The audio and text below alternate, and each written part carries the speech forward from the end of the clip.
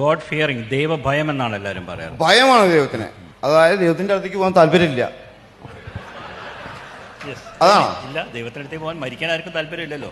മരിച്ച പോകുന്നത് ദൈവത്തിന്റെ അടുത്തേക്കല്ലേ, ഇഷ്ടദൈവന്റെ അടുത്തേക്ക്. മരിക്കാതിരിക്കാനല്ലേ നമ്മൾ ശ്രമിക്കുന്ന കഴിയും. അപ്പൊ ദൈവത്തിന് ഇഷ്ടമല്ല.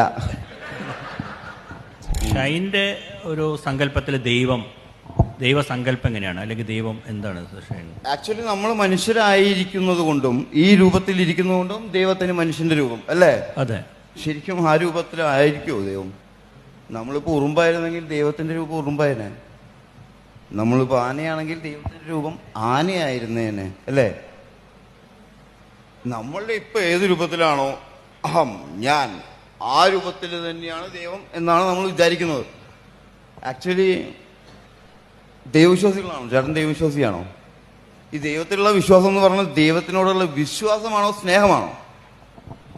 ദൈവഭയം എന്നാണ് പറയാറ് സാധാരണ. ഗോഡ് ഫിയറിംഗ്, ദൈവഭയം എന്നാണ് എല്ലാവരും പറയാറ്. ഭയമാണ് ദൈവത്തിന്. അതായത് ദൈവത്തിന്റെ അടുത്തേക്ക് പോകാൻ താല്പര്യമില്ല. അതാണോ? ഇല്ല, ദൈവത്തിന്റെ അടുത്തേക്ക് പോകാൻ മരിക്കാൻ ആർക്കും താല്പര്യമില്ലല്ലോ. മരിച്ച പോകുന്നത് ദൈവത്തിന്റെ അടുത്തേക്കല്ലേ, ഇഷ്ടദൈവന്റെ അടുത്തേക്ക്. മരിക്കാതിരിക്കാനല്ലേ നമ്മൾ ശ്രമിക്കുന്ന കഴിയും. അപ്പൊ ദൈവത്തിന് ഇഷ്ടമല്ല. നമ്മുടെ നാട്ടിലെ ദൈവവിശ്വാസം എന്ന് പറഞ്ഞാൽ ദൈവഭയത്തിൽ നിന്നുണ്ടായതും ദൈവത്തിന്റെ അടുത്തേക്ക് പോവാൻ ഒരിക്കലും ആഗ്രഹിക്കാത്തതുമാണ് അല്ലേ? അതെ. നമുക്ക് ഇഷ്ടമുള്ള ഒരു സ്ഥലത്തേക്കോ സാമീപ്യത്തിലേക്കോ എത്താനല്ലേ നമ്മൾ ആഗ്രഹിക്കുക. അങ്ങനെ ഒരു മതങ്ങളും പഠിപ്പിക്കുന്നില്ല. നന്നായി ജീവിച്ചാൽ കുറെ കാലം ഇവിടെ ജീവിക്കാം പഠിപ്പിക്കണം.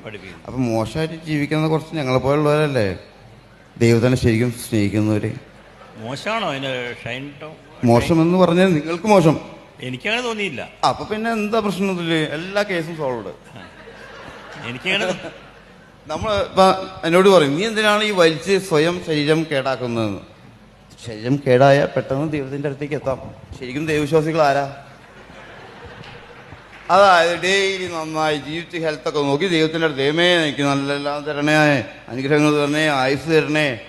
എടാ നിനക്ക് ആയുസ് വേണം, അപ്പൊ എന്റെ അടുത്തേക്ക് വരുന്നില്ലേ എന്ന് ദൈവം ചോദിച്ചാൽ എന്താ ചെയ്യാ നമ്മള്? അയ്യോ അത് വേണം, ദൈവം അവിടെ ഇരുന്നോ, ഞാൻ അവിടെ ഇരുന്നോളാം അല്ലേ? അത്രേ ഉള്ളൂ. അത്രേ ഉള്ളൂ നമ്മുടെ വിശ്വാസം അല്ലേ? അതെ.